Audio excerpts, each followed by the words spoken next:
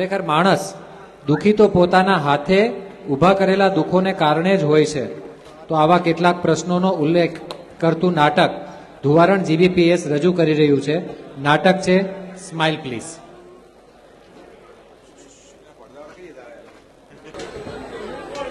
હવે પછીનું નાટક લઈને આવે છે જીસેક નિગમિત કચેરી.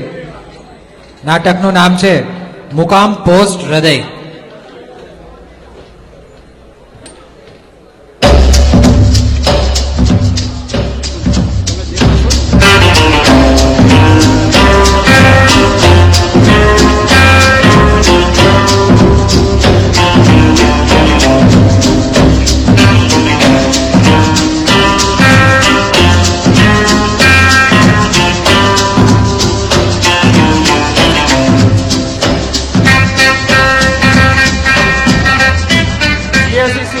કોર્પોરેટ ઓફિસ વડોદરા પ્રસ્તુત કરે છે દિલીપ રાવલ લિખિત જિગ્નેશ સોલંકી દિગ્દર્શિત એક હૃદયથી બીજા હૃદય સુધી પહોંચવા માટે પન્નોના પુલથી પસાર થવું એટલે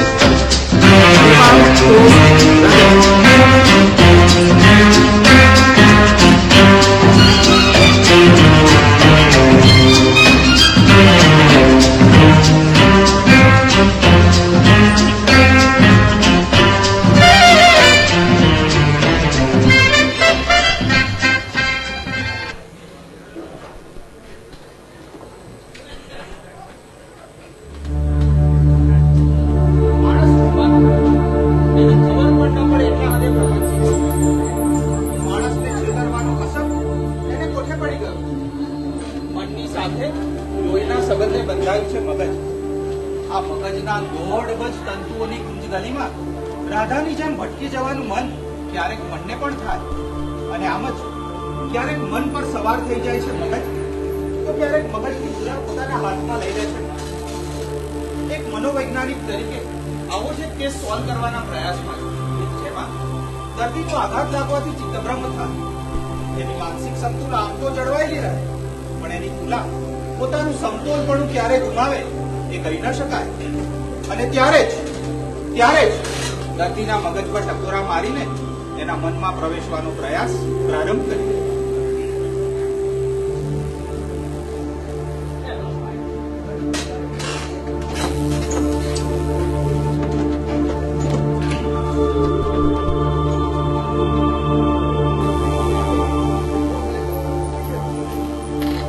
હાય Mansi. Hello doctor uncle. Hello? માત્ર હલો? અને એ પણ કેવું લુકું? જો આ ઉંમરે ઉપર હાય કેટલા લહેકાથી કહી શકું. અને તું બાય ધ વે કેમ છે તું? એ જ સદીઓથી ઘસાયેલો અને ચવાઈને ચૂથો થઈ ગયેલો જવાબ સાંભળવો છે તમારે? મજામાં. અરે દીકરા, વાસ્તવમાં જગતમાં કોઈ મજામાં હોતું જ નથી, પણ એવો દંભી દેખાડો કરવો સૌને ગમે છે. ક્યારેક પોતાની જાતને સારું લગાવવા માટે તો ક્યારેક બીજાને. તો આપણે પણ એમાંથી શું કામ બાકાત રહી જઈએ? ઓકે, માન્યું કે તું મજામાં નથી, પણ આ તો રૂટીન થઈ ગયું છે ને. હું મજામાં છું એવો મને વહેમ છે ખાસ પૂછવાનું કે તમને કેમ છે. આઈ હવે પપ્પા ક્યાં છે? વિશ્વેશ ડોક્ટર ઋષિ આવ્યા છે. એને કોફી બોફી પીવડાવીશ કે આમ જ અંદર ગોધાયેલો રહીશ? ડોક્ટર ઋષિ અલ્યા ઋષિડા, આ ઋષિ મુનિઓને કાચા શાક પાંદડા અને નદીનું પાણી પીવાની લાલસા હોઈ શકે, કોફીની લાલચ નહીં, સમજો? અરે ભાઈ, જો તારે ના પીવડાવી હોય તો ના પાડ, but let me tell you, આ ઋષિ કોઈ જંગલમાં રહીને તપ કરનારો નહીં, પરંતુ મુંબઈ જેવા મહાનગરમાં રહેનારો એક મનોચિકિત્સક છે. ખબર છે. તો તને એ પણ ખબર હશે કે આખો દિવસ માનસિક વિકલાંગોને મળીને આ મગજની નસો એટલા હદે તંગ થઈ જાય છે કે એને માત્ર એક કોફી જ રાહત આપી શકે. મંજી, ઓ મંજી. જી સાહેબ. 2 કપ કોફી લેતો. ભલે સાહેબ. કેમ ભાઈ, આજકાલ કામ ઓછું લાગે છે? અરે અમારે કામનું તો એવું છે કે ઓછું ગણો તો ઓછું અને વધારે ગણો તો વધારે. આ શરીર કરતા મન પર વધારે ભાર પડે છે. બાય ધ વે, કેમ છે માનસીને? કોઈ જ ફરક નથી. છેલ્લા 6 મહિનાથી મારી આ બોલકી છોકરીને જાણે સાપ સૂંઘી ગયો છે. એકલી રહી શકતી નથી. અને વધુ પડતા લોકોય સહન કરી શકતી નથી. એનું ખાવાનું પીવાનું યંત્રવત જે આપો તે ખાઈ લે. આમ તો બધું બરાબર, ક્યારેક મૂડ આવે ને તો સરસ વાતો પણ કરે, પણ એવી તક તો જવલ્લે જ આવતી હોય છે. અરે પણ અત્યારે હું આવ્યો ત્યારે તો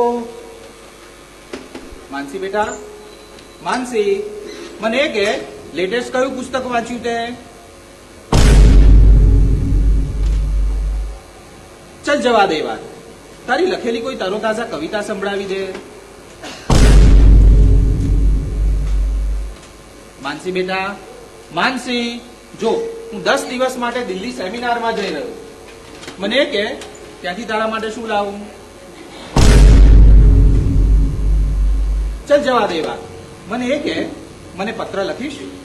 હા, તમને પત્ર લખીશ. ના, તમને પત્ર નહીં લખું. તમને પ્રિયનું સંબોધન પણ નહીં કરું. કદાચ કરીશ. સંબોધનથી લિખિતન સુધીના શબ્દે શબ્દને મારી આંખની સુરાઈથી પી જઈશ. ગળપ ગળપ ગળપ ગળપ, અને પછી એ શબ્દો મારી નસે નસમાં વ્યાપી જશે. પત્ર, કાગળ, ખત, સફેદ દૂધ જેવા કાગળ પર ઈરાદાપૂર્વક મંડાયેલા અને લાગણીનો ગિલેટ ચડાવેલા એ અર્થહીન શબ્દો, અને પછી મારી આંગળીના ટેરવા પર કાપ મૂકશો તો વહેવા માંડશે શબ્દોની ધારા, અને લઈ લેશે એક જવાબી પત્રનું મનગમતું સ્વરૂપ, અણગમતું સ્વરૂપ. લો ડોક્ટર અંકલ, તમારી કોફી આવી ગઈ. મંજી, સ્ટ્રોંગ તો બનાવી છે ને? બાકી ડોક્ટર અંકલ ને જેવું તેવું નહીં ચાલે હો. અંકલ, તમે મને પુસ્તકનું પૂછતા હતા ને? રમેશ પારેખનો સમગ્ર કાવ્ય સંગ્રહ 6 અક્ષરનું નામ મેં હમણાં જ વાંચ્યો.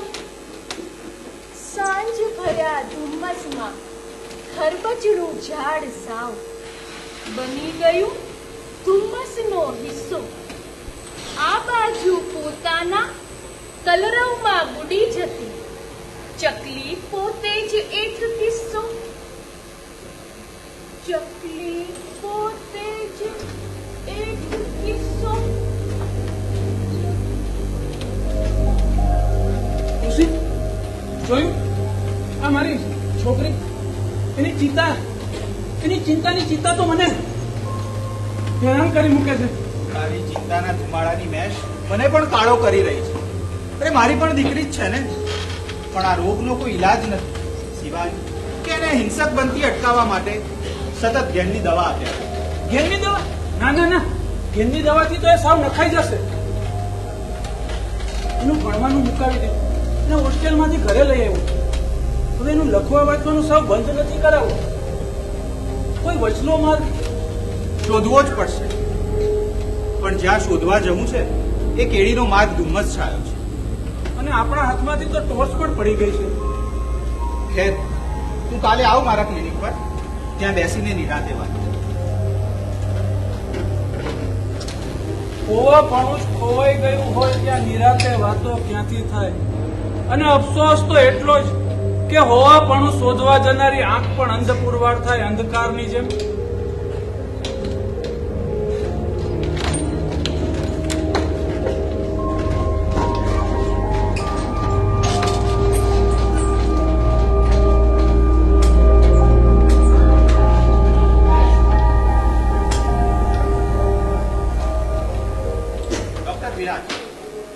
મેડિકલ સાયન્સ પ્રમાણે આ રોગનો કોઈ ઈલાજ નથી, પણ આ દર્દીમાં મને વધારે રસ છે. કારણ કે મા વગરની આ છોકરી મારી આંખોની સામે મોટી થઈ. એક મનોચિકિત્સક તરીકે આ રોગ મારા માટે આહ્વાન છે. સર, 6 મહિના પહેલા એવી રીતે કઈ ઘટના ઘટી તેનું વ્યક્તિત્વ બદલાઈ ગયું? ભણવા ગણવામાં, બોલવા ચાલવામાં બધી રીતે હોશિયાર છોકરી હોસ્ટેલમાં રહીને અભ્યાસ કરે, અને ત્યાં જ એને કોઈની સાથે પેન ફ્રેન્ડશિપ એટલે કે પત્રમૈત્રી થઈ. આ કોઈ એટલે કોઈ પુરુષ, કોઈ જુવાન છોકરો? હા, નાસિકની હોસ્ટેલમાં ભણતી માનસી પર પુનાના ભદ્રિક ભાવસારે પત્રો લખી અને ભૂકી નાખી, અને એમનો એ પ્રેમ એની પરાકાષ્ઠાએ પહોંચે એ પહેલા જ એના પત્રો આવતા બંધ થઈ ગયા. અને એના પરિણામ શું? માનસીની આ વર્તમાન હાલત પણ સર, આ કારણ તો બહુ સામાન્ય કહેવાય. આપણા માટે વિરાજ, લોકોને સંમોહિત કરી કરીને સંવેદના ગુમાવી ચૂકેલા જાણી ચામડી વાળા આપણા માટે. પણ માનસી તો અત્યંત મૃદુ અને લાગણીશીલ છોકરી છે. એના માટે આ આઘાત કારનો નહીં. કેમ ભાઈ, સ્મૃતિના ભીંગડા વારંવાર ઉકેલવા પડે છે? સ્મૃતિના ભીંગડા ઉતરે તો જ ઉપચારની ત્વચા સામે આવે વિશ્વેશ. પણ મારા માટે તે સ્મૃતિ બિહામણી સાબિત થતી જાય છે. માફ કરજો અંકલ, માણસ વાસ્તવિકતા તરફ આંખ નીચામણા કરી શકે, સ્મૃતિ તરફ નહીં. અને અમારે તો દર્દીને જગાડવા માટે એની સ્મૃતિને ઢંઢોળવી જ પડે. સર, માનસીના કેસમાં મને એક આશાનું કિરણ દેખાય છે. શું દીકરા? એને પત્ર મૈત્રીમાં રુચિ છે અને તમારા કહ્યા અનુસાર એ આજે પણ વાંચે છે, લખે છે અને અનુભવે છે. તો આ જ વસ્તુને ઢાલ બનાવીને આપણે આગળ વધીએ અને માનસીને પત્ર લખીએ. પણ કોના નામે? ક્યાંથી? કોઈ ખાસ વ્યક્તિના નામે. દિલ્હીથી? પણ કોણ લખશે? ડોક્ટર ઋષિ પોતે? હા સર, તમે આ કેસનો વ્યવસ્થિત સ્ટડી કર્યો છે અને તમારા એની લાગણીને ઓળખો છો. Last but not the least, તમે પત્રો ખૂબ સરસ લખો છો. ના ના ના, આ તો માનસીને છેતરવાની વાત થઈ કહેવાય. એની લાગણીઓ સાથે રમત માંડવી મને નહીં ગમે. આ પ્રયોગ સાફલ્યને મળે તો પણ તને નહીં ગમે. અને આમાં માનસીને છેતરવાનો પ્રશ્ન જ ક્યાં છે? આપણે તો માત્ર એક નિર્દોષ પ્રયોગ કરવો છે બસ. દિલ્હીમાં રહેતો 24 વર્ષનો ગુજરાતી યુવાન આપણી કલ્પનાના વાસ્તવિક રંગોથી કેનવાસ પર ઉભરી આવેલું નકશી પાત્ર મયંક પુરોહિત એ બનશે આપણી માનસીનો પત્ર મિત્ર. પણ મારું મન માનતું નથી. એને મનાવવું પડશે. અને આ વાત માનસીના ઋષિ અંકલ નહીં, ડોક્ટર ઋષિ રાજગોરનું મંતવ્ય છે. કે આ મયંક પુરોહિત નામના મરજીવાને પાણીમાં કૂદવા તો દઈએ. મોતી લઈને ના આવે તો કાંઈ નહીં, પણ પાણી ડોળું તો નહીં જ કરે.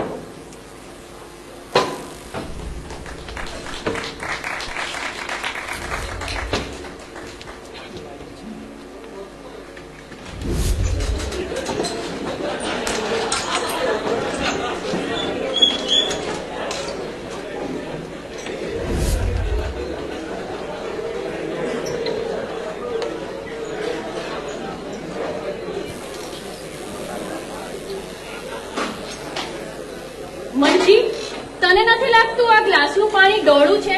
પણ બેબી બેન, આપણે તો વોટર ફિલ્ટરનું જ પાણી પીએ છીએ ને, પણ આ પાણી તો ચોખ્ખું જ છે એમ કહીને મને છેતરવા માંગે છે? તમે બધા એક સરખા જ છો, કોઈના પર વિશ્વાસ નથી મને. પણ બેબી બેન, ચાલ્યો જા, કહું છું ચાલ્યો જા અહીંથી. મને છોડીને ચાલ્યા જનાર તમે બધા મારા માટે એક સરખા જ છો.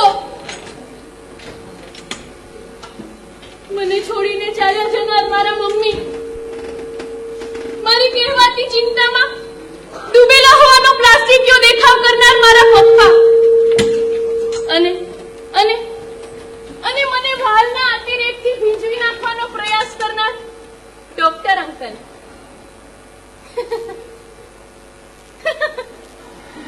પણ એમને ક્યાં ખબર છે કે મેં તો રેનકોટ પહેર્યો છે. લાગણીઓ સરી જવાની, જેમ પાંદડા પરથી ઝાકળના ટીપા સરી જાય છે ને તેમ. Sir sir sir sir sir.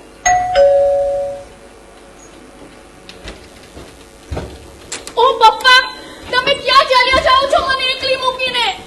અરે બેટા, એ તો જરાક મને મળવા આવ્યા હતા. હું ડોક્ટર વિરાજ મહેતા, તારા ઋષિ અંકલ ખરા ને, એની આસિસ્ટન્ટ. તો અહીંયા શું કામ આવ્યા છો? અરે બેટા, આવી રીતે વાત કરો. તને મળવા આવી છું. શા માટે? દરેક વાતનું કારણ હોય છે ખરું? કારણ વગરની વાતો વાહિયાત કહેવાય. એટલે કે વ્યર્થ અને વાહિયાત બાબતોની પાતળી ભેદરેખા પણ તું ઓળખે છે એમ? ડોક્ટર અંકલ ક્યાં છે? એ તો ગયા દિલ્હી અને હવે આવશે 10-15 દિવસે. એટલે ત્યાં સુધી મારી જવાબદારી તમને સોંપતા ગયા છે એમ જ ને? ના ના, હું તારી સાથે મન ફ્રેન્ડશિપ કરવા આવી છું. મન ફ્રેન્ડશિપ? હા, જેમ પેન ફ્રેન્ડ હોય, કોણ ફ્રેન્ડ હોય એમ મનથી મનમાં લાગણીઓના પુલ પર પસાર થઈ ને પ્રવેશવાનું નામ એટલે મન ફ્રેન્ડશીપ. વાહ, તમે તો સાક્ષાત કવિતામાં વાત કરો છો ને. ના ના, તારા જેટલી સુંદર કવિતા લખતા મને નથી આવડતી. પણ તમે હજુ સાંભળી જ ક્યાં છે? તો સંભળાવ ને આજે.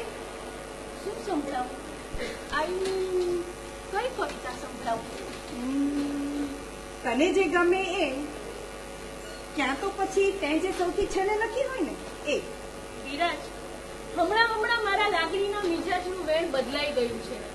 ક્યાંથી ક્યાં સુધી? વાલથી વેદના સુધી,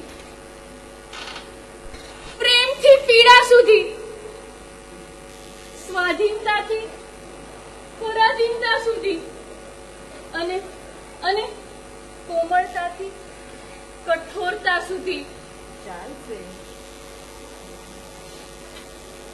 એક સામટું માણસ નામે ટોળું તમને વળગે જાણે, સાતે ભવનું વેર વાળવા કમર કસી કોઈ શત્રુ દોડે, અને હાથથી હાથ વઢાતા જાય, સહ્યું ના જાય ને ભ્રમણાની વણઝારો લાગોલાગ ચડીને આવે ઘોડે. એક સામટું માણસ નામે ટોળું તમને વળગે જાણે, સાતે ભવનું વેર વાળવા કમર કસી કોઈ શત્રુ દોડે. વાહ માનસી, તું તો ખૂબ જ સુંદર કવિતા લખી છે ને. બસ મારા ડૂમા અને ડુસકાને ઢોળી દઉં છું કાગળ પર. માનસી, તું આટલી સુંદર કવિતા લખે છે તો એટલા જ સુંદર પત્રો પણ લખતા. પત્રો પત્રો સફેદ કાગળના કોરા આકાશ પર લાગણીના વાદળોનું છવાઈ જવું એટલે પત્ર. આવા પત્રનું નામ શું કામ લીધું તમે? મારી દુખતી રગ શા માટે દબાવી? મારા લીલા ઘા પર બળબડ તો હાથ મૂકવાની દુષ્ટતા શા માટે કરી? શા માટે? શા માટે? એ આપણા ઘરે કોફી પીવડાવશું નહીં? મંજી, આમ દાચુ મકાસીને શું ઊભો છે? ડોક્ટર વિરાજ માટે કોફી લઈ આવો. વિરાજ સ્ટ્રોંગ કે લાઈટ? આમ પણ માનસિક દર્દીઓની ચિકિત્સા કરતા કરતા તમારા મગજની નસો તંગ થઈ જતી હશે, ખરું ને? ઉસકા એક ही उपाय, गरमा गरम कॉफी या चाय. શું વિચારમાં પડી ગયા અંકલ? એ જ કે દોરડું તો રેશમનું જ છે, અને જેમ જેમ એની ગાંઠ ઉકેલવા જાવ છું ને એમ ભૂત તો વધતી જ જાય છે. અંકલ, અમારે તો કેસ જેટલો કોમ્પ્લિકેટેડ ને એટલો જ એને સોલ્વ કરવાની વધારે મજા આવે. પત્રમાં પડી રહેલા પતંગને તો કોઈ પૂછતું જ નથી. એ તો જેટલો ઊંચે ને ઊંચે ઉડે ને એટલી જ એને કાપવાની વધારે સરળતા પડે. કપાલ,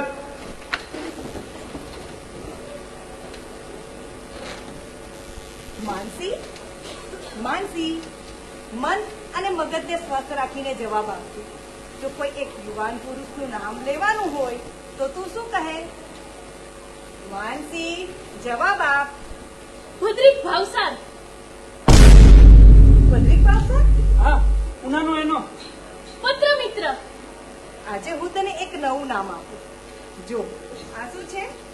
કોઈનો પત્ર છે? આ કોઈનો નહીં, આ તારો પત્ર છે. તારા પર લખાયેલો છે. કોનો છે? ફ્રોમ મયંક પુરોહિત. કોણ છે આ? હું નથી ઓળખતી. કદાચ પપ્પાનો હશે. ના ના, આ તારો જ છે. લે, વાંચ. હું જાઉં છું. બાય. વિરાજ, એક મિનિટ. I am sorry.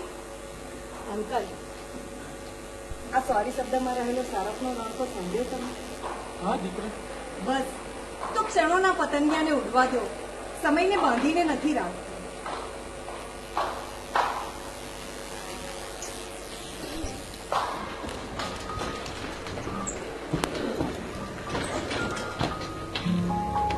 માનસી, પહેલા જ પત્રમાં નામની આગળ સંબોધન કે વિશેષણના વળગાણને જાણીને ટાળ્યો છે. કારણ કે હમણાં તો પરિચયની ઔપચારિકતાથી જ સામાન્ય શરૂઆત કરવી છે. હું મયંક પુરોહિત દિલ્હીમાં રહી અને એન્જિનિયરિંગના છેલ્લા વર્ષમાં અભ્યાસ કરું છું. આનાથી વધુ પરિચયની જરૂર માનતો પણ નથી અને ઈચ્છતો પણ નથી. તારું સરનામું ક્યાંથી મેળવ્યું? આવો તુચ્છ પ્રશ્ન તને મનમાં નહીં જ ઉઠે? એની ખાતરી છે.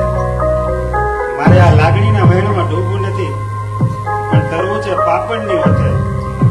કીકીઓને પગથારે સ્થિર થઈ કે નહીં જણાવીશ. બધું આવતા પત્રે એ જ મયંક.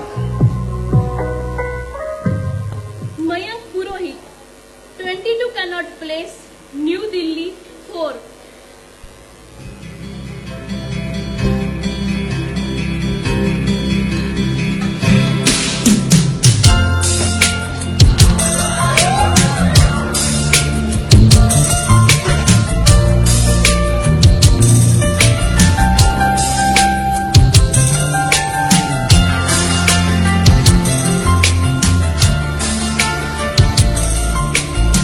હેલો પપ્પા.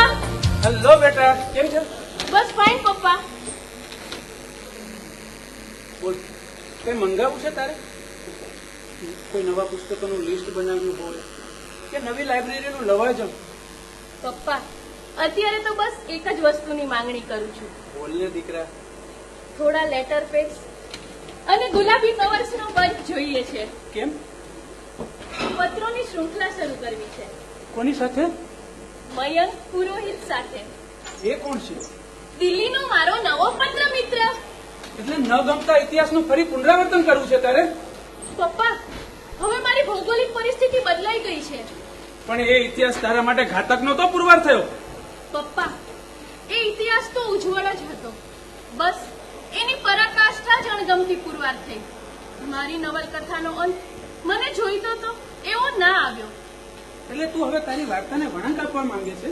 હા, ભદ્રિક ભાવસારથી મયંક પુરોહિત સુધી.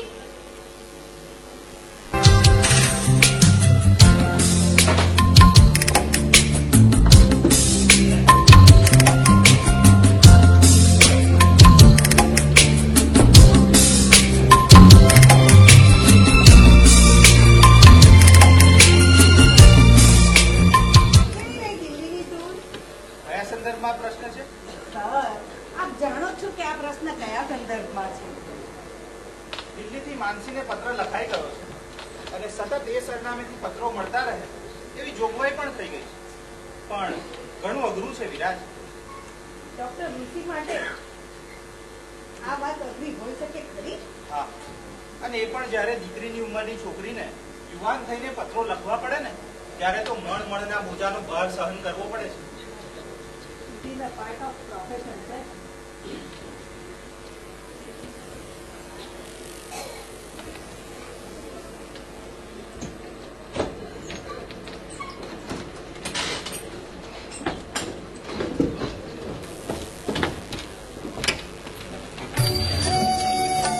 મયંક તે તો મને બાંધી લીધી પહેલા જ પત્રની સાંકળથી.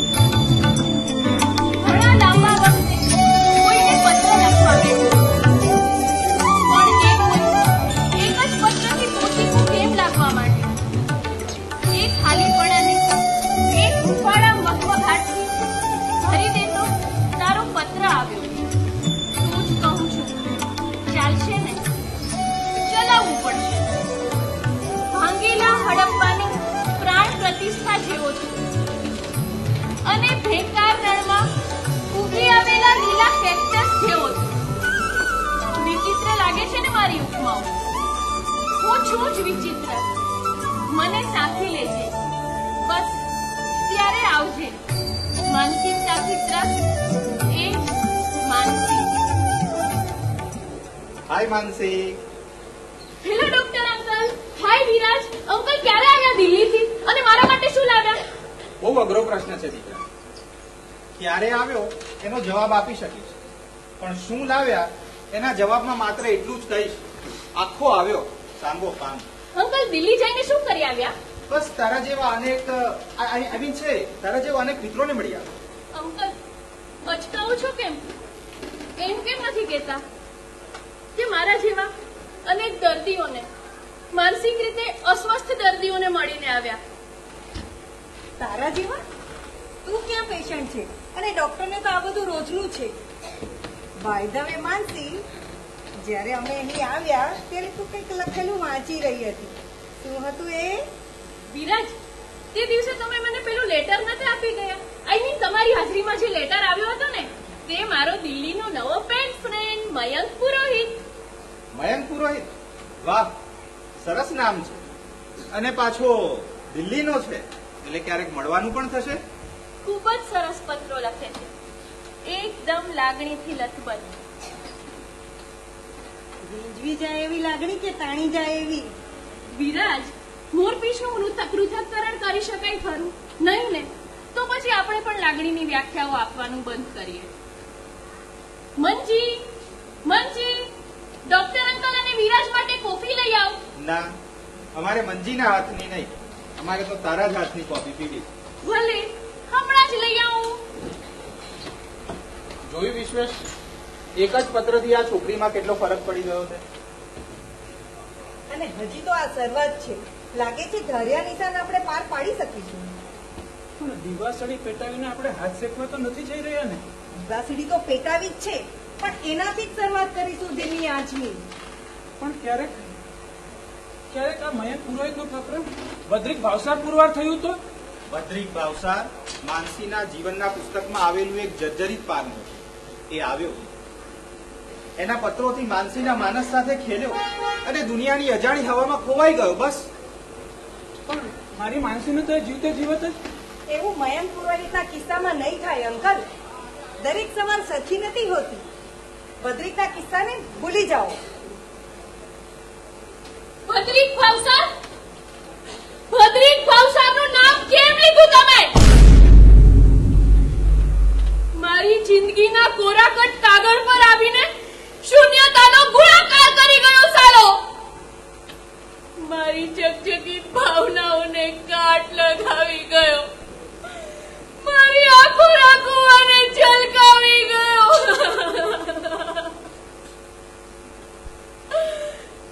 એના પ્રત્યેક સ્મિતની કિંમત મારે આંસુથી ચૂકવવી પડી. પણ તોય હજુ ભદ્રિક ભાવસારનું નામ સાંભળતા મારા કાનની બૂટ લાલ થઈ જાય છે. ઢેંટેડેન! સુસ્તી भगाने का एक ही उपाय, गर्मा गर्म कॉफी या चाय.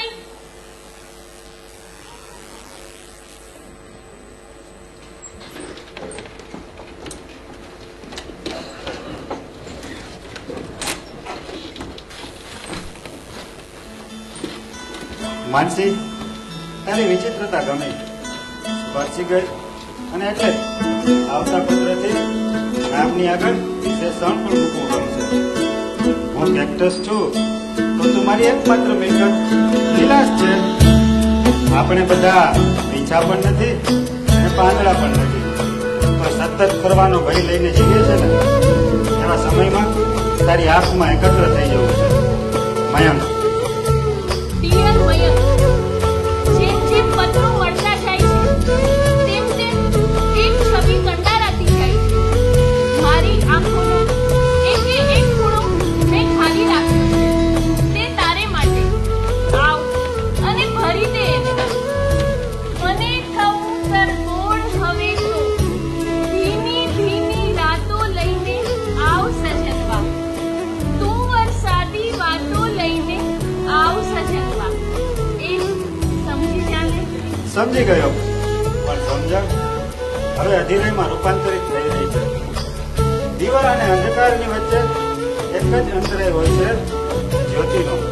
આવું અને ભૂખ મારીને ઓલવી નાખું તને. મયંક, આવ. તારી ભૂખની આતુરતાપૂર્વક રાહ જોઉં છું. આ પત્રને તાર સમજી ને મને મળવા દોડ્યો આવ. બરફનું ચોસલું માની ને મને આખે આખી સાંગોપાંગ કંડારી નાખ. કારણ કે મારી દશા તો આવી થઈ ગઈ છે. કાલ સુધી તો રમત હો ચાંદા પોળીની સજનવા. આજ અચાનક ગાંઠ ખુલી જાય જોડીની સજનવા.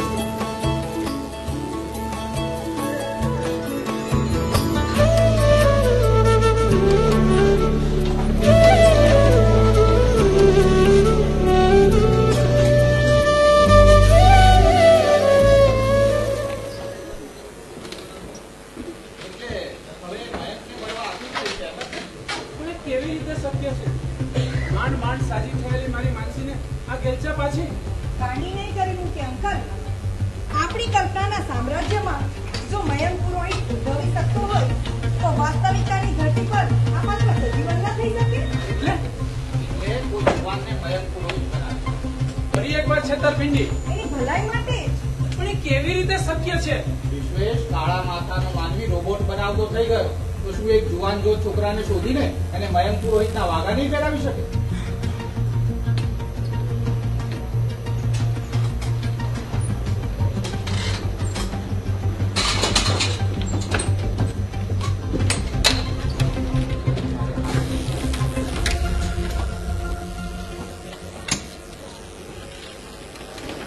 હાય માનસી.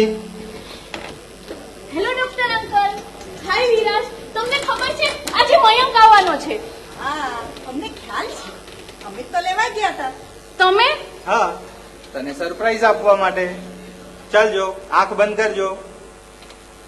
મયંક, મયંક. માનસી, માનસી, હું તારી સમક્ષ છું. મને ભૂલી જાય ને એટલે તીવ્રતાથી આંખો ઉગાડ. આ ભીની ભીની રાતો અને વરસાદી વાતો લઈને હું આવી ગયો છું. માનસી, તારી આંખમાં એકત્ર થવા માટે, તને ભૂખ મારી અને ઓલવી નાખવા માટે હું આવી ગયો છું. માનસી, માનસી, તારા પત્ર મિત્ર મયંક પુરોહિતને નથી ઓળખતી તું? ખાસ દિલ્હીથી આવ્યો છે તારી ડિમાન્ડ પર. શું વિચારે છે માનસી બેટા? મને વિચારે છે ને તું આ બરફના ઢોસલા જેવી તને ક્યારે સાંગો પાંગ કરનારું એ જ વિશે વિચારી રહી છે ને તું. સતત વિચારતા રહેવું એ તો માનસીનો સ્વભાવ છે, નહીં માનસી? અને વિચારોના ઘોડાને પડાય અને પહોંચી જવું મયંક પાસે. હા માનસી, આવી જા મારી પાસે.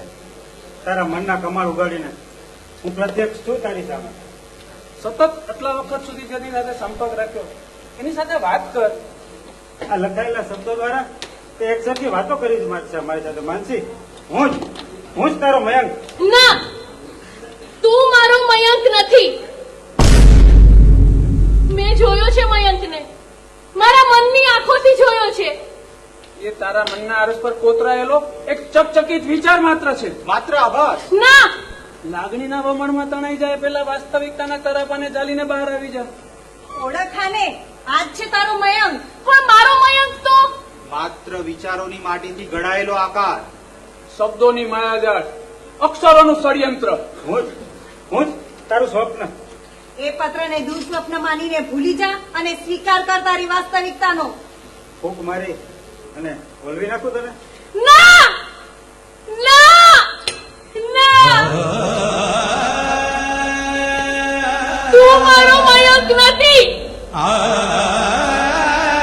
મેં જોયો છે મયંકને. એની એક નકશી છબી કંડારી છે મેં મારા મનમાં. એ છબીની ફ્રેમમાં આ વ્યક્તિ ફિટ નથી બેસતી. મારા બનાવેલા મયંક પુરોહિતના વિવાહમાં આ માણસ ક્યારેય ન ઢળાઈ શકે. ઓહ! ઓહ! ઓહ! આ એક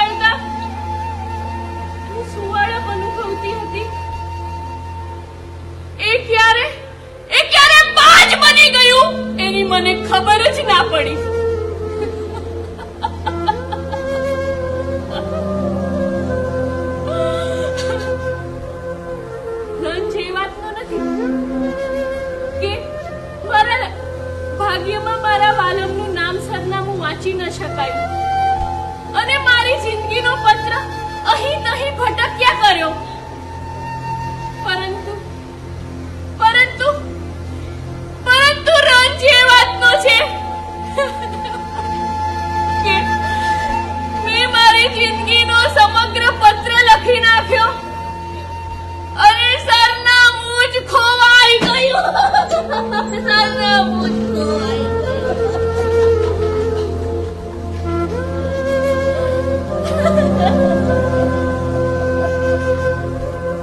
મુકામ પોસ્ટ હૃદય.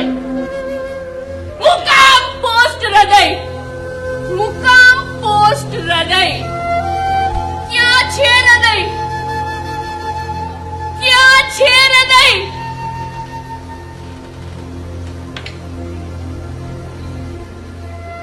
સાંજ ભર્યા ધુમ્મસમાં ખરબચડું ઝાડ સાવ બની ગયું ધુમ્મસનો હિસ્સો. આ બાજુ પોતાના કલરવમાં બુડી જતી ચકલી પોતે જ એક કિસ્સો. ચકલી પોતે જ એક કિસ્સો.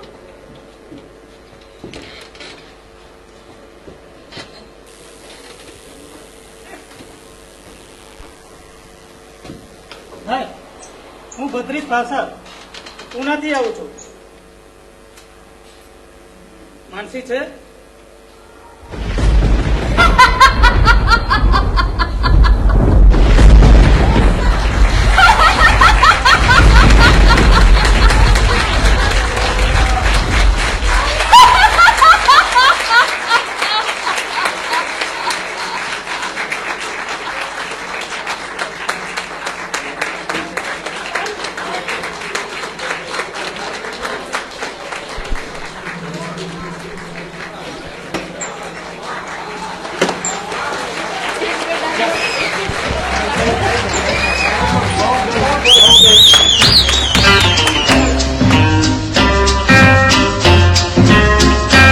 વાહ, ટીમ જીસે એક નિગમિત કચેરી મુકામ પોસ્ટ હૃદય.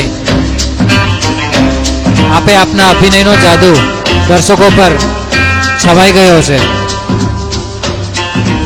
ખૂબ સુંદર નાટક.